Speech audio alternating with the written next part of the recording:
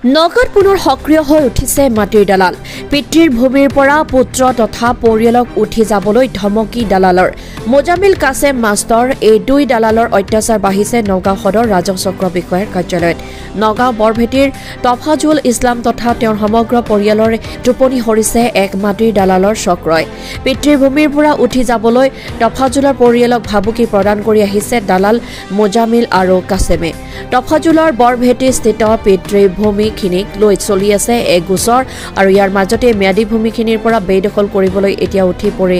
লাগিছে দালাল কেইটা তফাজুল তথা পৰিয়ালৰ বহু কেইটা নগাঁও আৰক্ষীৰ কাষ চাপিছে যদিও পোৱা নাই কোনো সুফল আৰু উপায়ন্তৰ হৈ পৰিয়ালটোৱে সহায়ৰ ভিক্ষা মাগিছে ৰাজ্যৰ মুখ্যমন্ত্ৰী ডক্টৰ হিমন্ত বিশ্ব শৰ্মাৰ পৰা bureau report Assam north east news live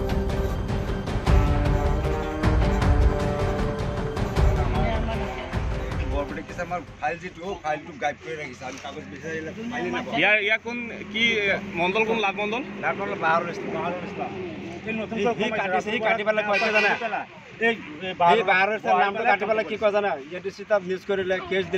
আমি যে নামটো কাটিলো আমাক একো দিয়া নাই আমি মণ্ডলের পিছত সি আজি সিটত বহিছে কালি আমার নামটো কাটিছে আগৰ মণ্ডলটো নাম যদি কাটা নাই কাৰণে তাকে এবাৰ ট্ৰান্সফাৰ কৰিছে দালালে এমএলএ লৈ পেলাই তাক ট্ৰান্সফাৰ কৰিছে কৰি পেলাই চৌৰাটা আনি বহাইছে সি আমাৰ গোটেই নাম জাৰি পেলাই খেলি মেলি কৰিব বাহাৰুল ইছলাম